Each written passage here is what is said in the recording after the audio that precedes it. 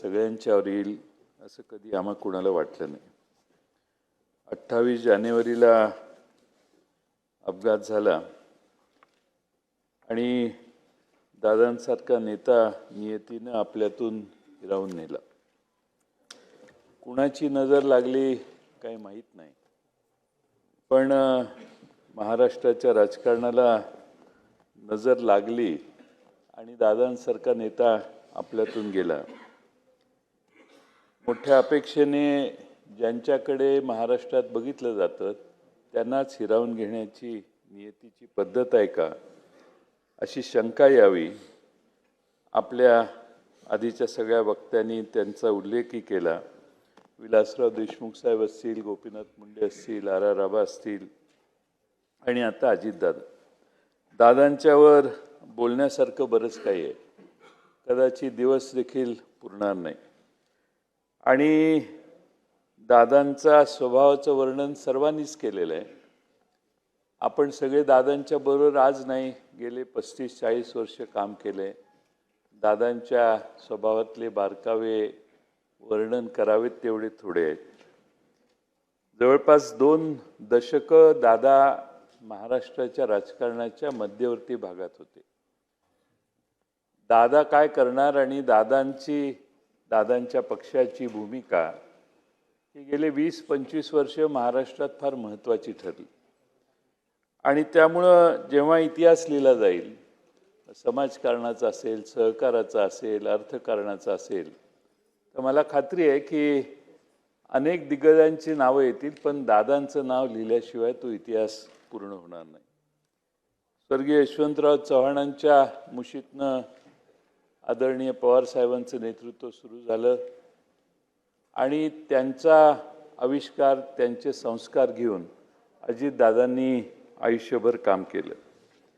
खरं म्हणजे दादांची आणि आम्हा सर्वांची कारकीर्द ही एकाच वेळी सुरू झाली.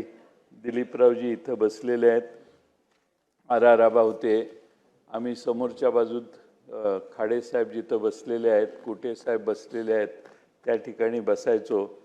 आणि पत्रकारांनी त्या भागाला अशांत टापूचं नाव दिलेलं होतं 90 साली. मधुकरराव चौधरींनी दिलेलं. आणि मधुकरराव चौधरी साहेब यांनी त्या परिसराचं नाव अशांत टापू दिलेलं, कारण सभागृह शांत असायचं, पण तिथलेच 10-15 जण हे एकमेकात बोलणं तरी करायचे किंवा दंगा तरी करायचे किंवा प्रचंड सत्तेत असून देखील प्रश्नांची सरबत्ती सरकारवर करायचे. आणि म्हणून त्या सहकाऱ्यांच्यातले अनेक सहकारी काळाच्या पडद्याआड गेले. आज दादांना देखील श्रद्धांजली वाहण्याची वेळ आमच्या सगळ्यांवर येते. खरं म्हणजे दादांचा स्वभाव असा होता की जे मनात येईल ते बोलायचे. माझ्याकडे एकदा दादांना निमंत्रण मी केलेलं होतं आणि व्यासपीठावर आर आबाई होते, दादाही होते. आणि आबा त्यांच्या सवयीप्रमाणे तंबाखू खात होते. दादांनी ते बघितलं, मला खुणावलं. आम्ही दोघं एकमेकाच्याकडं बघून थोडंसं स्मितहास्य केलं आणि दादांचं भाषण सुरू झालं. ज्यावेळी दादा भाषणाला उठले, माझं झालं, आबांचं झालं आणि मग दादांचं, त्यावेळी दादांनी इतक्या जोरात जाहीर सभेत 10-15 हजार लोकांच्या जाहीर सभेत आर पाटील यांच्या तंबाखू खाण्याच्या स्वभावाबद्दल प्रचंड दादा बोलले. इतके दादा बोलले की आबांना देखील त्यावेळी वाईट वाटलं असेल. मी परत आबांच्या घरी जाऊन आबांना मी म्हटलं की माझ्या व्यासपीठावरून दादा बोलले, मी सॉरी, पण दादा बोलले काही चुकीचं नाही, हे मी आबांना त्यावेळी सांगितलं. आणि मागच्या वेळी आबा आपल्यातून गेले, इथं आबा बसलेले आणि निवडणुकांच्या व्यापातनं आम्ही निवडणूक झाल्यावर इकडे येऊन बसलो. आबांचा गाल सुजलेला. त्यावेळी मी दादांना म्हटलं, दादा तुम्ही माझ्याकडे जे भाषण केलं ते आज खरं ठरलं.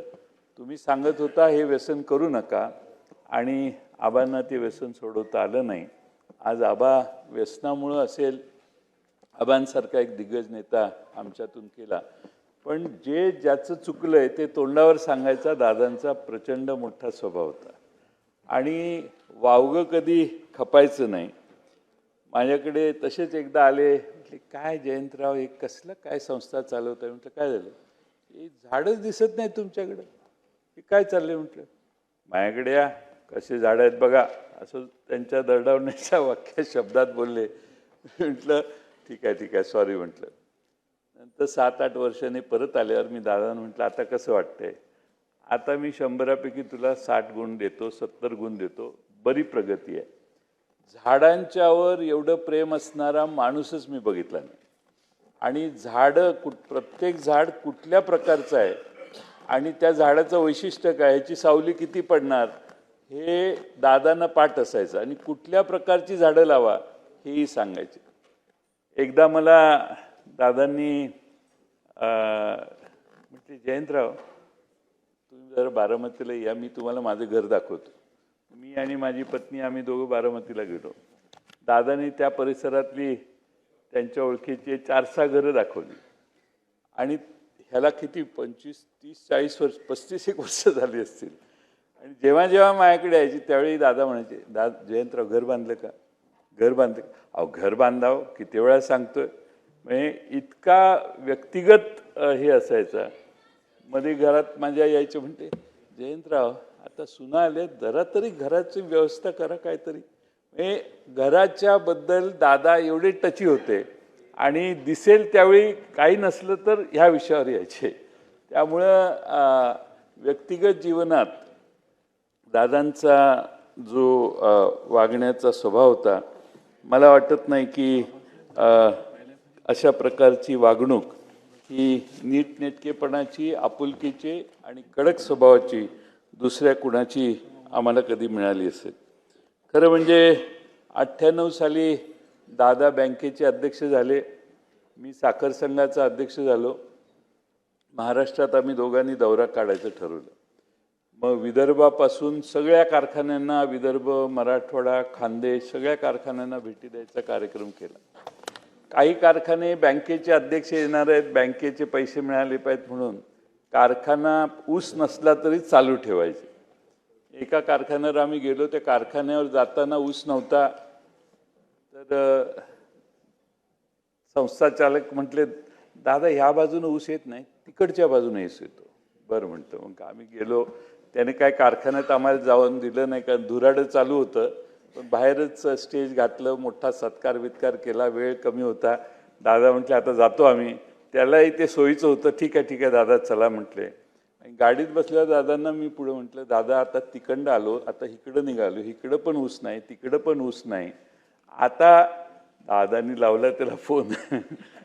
हे म्हटले काय सांगतो? म्हटले इकडेही ऊस नाही, तिकडेही ऊस नाही, तू काय आम्हाला मूर्ख बनवतो का? एवढे दादा फोनवर त्या कारखान्याच्या अध्यक्षाला बोलले.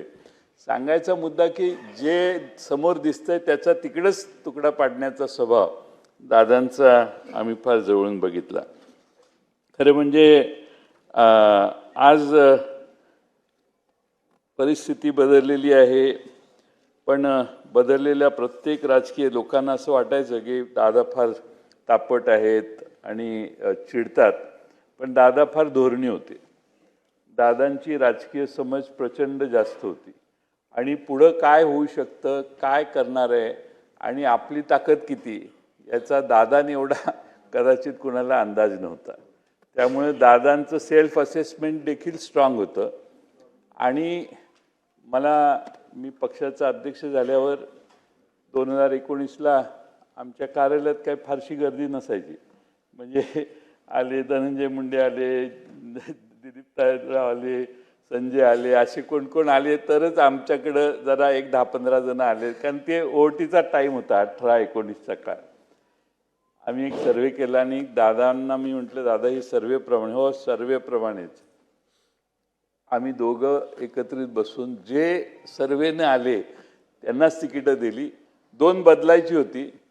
एक आपले बनसोडे, आपले विधानसभेचे उपाध्यक्ष अण्णा बनसोडेंचं, ते हायवेला तिकडं टोल नाक्यावरच त्यांना घेराव केला. दादांनी मला तिकडं फोन केला, जयंतराव मी ते काल हे नाव सांगितलेलं ते आता बदललं तर चालेल का? म्हटलं चालेल. एबी फॉर्म तुमच्या आधी पोचलेत म्हटलं पुण्यात, त्यातलं कुठलंही द्या म्हटलं, काय हरकत नाही. ठीक आहे म्हटले.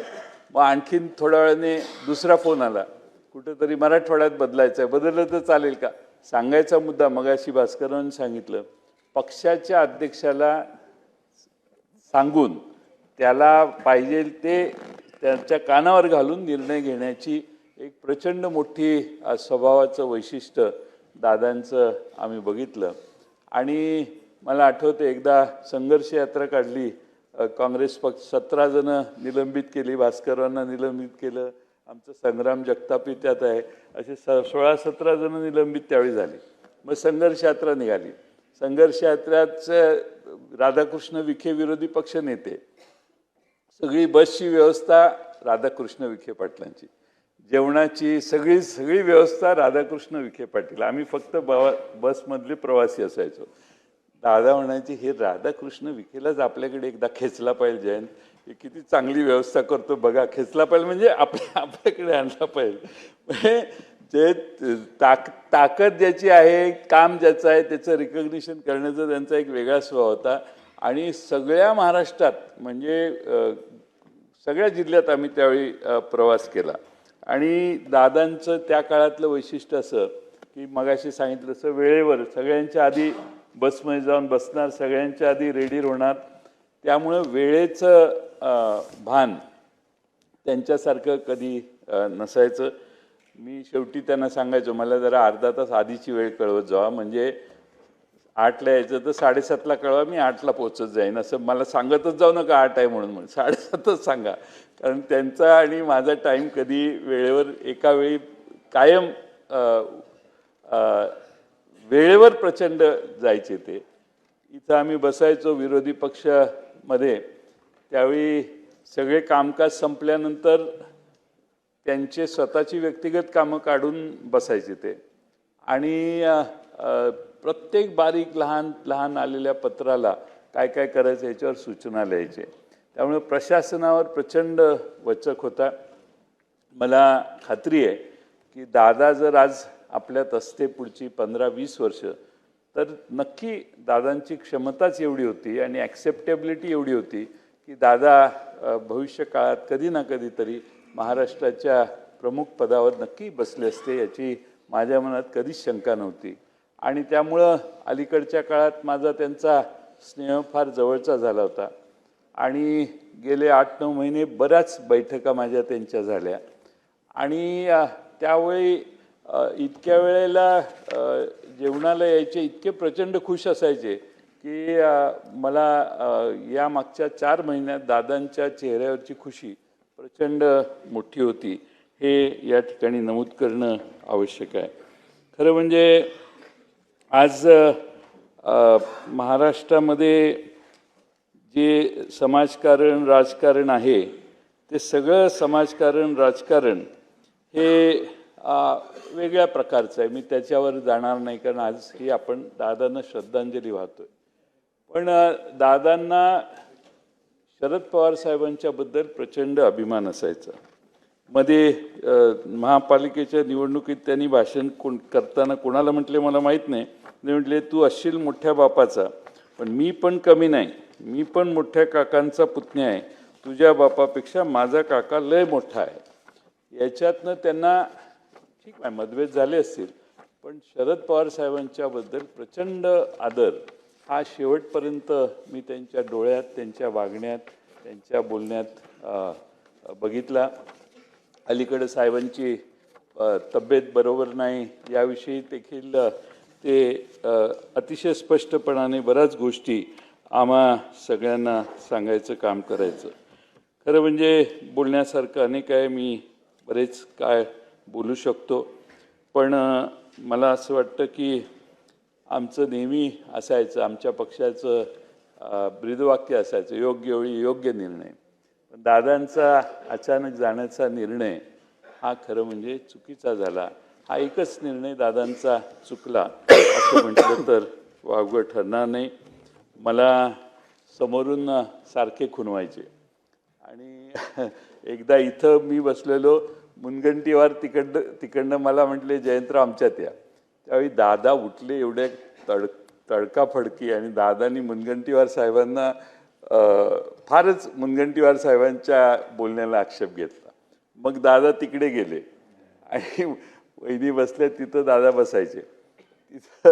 तिथं बसल्यावर दादांनी तिकडनं भाषणात मला सांगितलं आमचं तुमच्यावर फार बारकाईनं लक्ष आहे. आणि मग बाकीचे काही राजकीय भाष्य केलं त्यांनी. त्यामुळे सारखे म्हणजे राजकीय म्हणजे जागरूकता त्यांची. सभागृहात काही झालं कुठंही तर चटकन त्याला म्हणजे रावळ काय बोलले तर रावळ्यांच्या मतदारसंघातली माहिती देखील त्यांना परफेक्ट असायची. त्यामुळं ह्या 288 मतदारसंघाचा अतिशय बारकाईनं अभ्यास दादांना होता हे आपल्या सगळ्यांना कबूल केलं पाहिजे. खरं म्हणजे अनेक गोष्टी या ठिकाणी सांगता येतील. आम्ही भाषणाला जायचो तर सगळे समोर दादांच्यासाठी घोषणा असायची, एकच वादा अजित दादा. आणि ती घोषणा एक एवढी मोठी असायची असं आम्हाला वाटलं नव्हतं की दादा एवढ्या लवकर आपला वादा तोडून आपल्यातून निघून जातील. दुर्दैव आहे, बाकीच्या सगळ्या गोष्टी येतील पण माणूस गेल्यावर त्या गोष्टी आपल्याला मिळू शकत नाहीत. आम्हा सर्वांचीच जे राष्ट्रवादी शरद पवार साहेबांच्या छत्रछायाखाली काम करणारे कार्यकर्ते आहेत त्या सर्वांचीच प्रचंड हानी झाली आहे. पण बारामतीकरांची फार मोठी हानी झालेली आहे. बारामतीत आपण गेल्यावर बारामतीचं जे वैशिष्ट्य आहे, प्रत्येकजण आपापल्या मतदारसंघात सरकारकडून मदत घेऊन जातो, पण बारामतीमध्ये गेल्यावर लक्षात येतं की दादांनी बारामती किती बारकाव्यानं उभी केलेली आहे. रस्त्यावरच्या फुटपाथच्या रंग जरी खराब झाला तरी गाडी उभं करून फोन करून तो रंग परत मारून घ्या सांगणारे दादा, आणि स्वतः फुटपाथ झाडं आणि तिथला परिसर बघण्याच्यासाठी प्रचंड वेळ देणारे दादा हे आपण सगळ्यांनी बघितले. ते बारामतीकरांना त्यांची कायमची उणीव भासेल असं मला वाटतंय. लोकप्रतिनिधी आपण सगळेच आहे, पण एवढा जीव लावून त्या बारामतीत काम दादांनी केलं हे तिथं गेल्यावरच आपल्या सगळ्यांना कळू शकतं.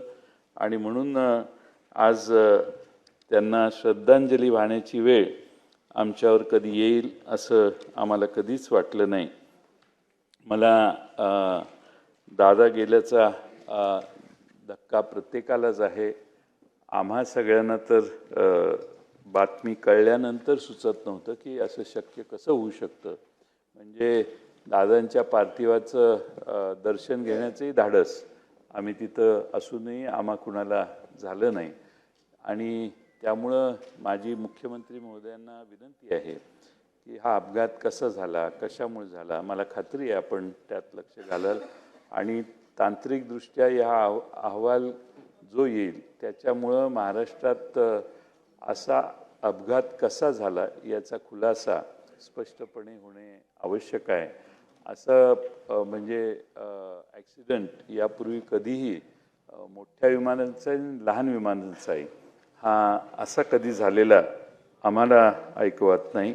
आणि म्हणून दादांना मी राष्ट्रवादी पक्षाच्या वतीनं श्रद्धांजली वाहतो. अजून बराच वेळ बोलता येईल पण मी सभागृहाचा वेळ घेऊ इच्छित नाही. महाराष्ट्राच्या ज्येष्ठ नेत्या शालिनीताई पाटील यांचं निधन 94व्या वर्षी माहीमला झालं आणि सत्यशोधक विचाराचे प्रणेते ज्योतिराव फाळके पाटील यांच्या त्या कन्या होत्या, वकील होत्या. आमच्या सांगली जिल्ह्यात लोकल बोर्डाच्या सदस्या म्हणून त्यांनी कामाची सुरुवात केली आणि एक वेगळी छाप त्यांनी उमटवली आणि महसूल मंत्री म्हणूनही त्यांनी त्यांची कारकीर्द गाजवली आणि अतिशय करारी स्वभावाच्या होत्या. कोरेगाव विधानसभेत 1999 ते 2009 आमदार म्हणून त्या निवडून आल्या. 90 आणि 95मध्ये जनता दल आणि अपक्ष म्हणून देखील त्यांनी निवडणूक लढवलेली. पण एक करारी आणि अतिशय बाणेदार आणि ठामपणाने आपली भूमिका मांडणारी भगिनी म्हणून महाराष्ट्राच्या राजकारणात त्यांना सर्वांनी पाहिलेलं आहे. स्वरूप सिंग हिऱ्या नाईक हे सुद्धा आम्ही जवळून पाहिलेले आहेत. मी अर्थमंत्री असताना त्यांचा एक फार मोठा गहन प्रश्न होता. ते स्वरूप सिंग हिऱ्या नाईक आणि आमचे अमरीशभाई पटेल वगैरे सगळे त्या भागातले आमदार यांना घेऊन माझ्याकडे आले आणि 2 तास थांबल्यावर प्रश्न सुटल्यावर परत काम तुम्ही माझं केलं म्हणून नुसतं येऊन चहा घेऊन जाणारे स्वरूप सिंग नाईक देखील मी फार जवळून बघितलेले आहेत.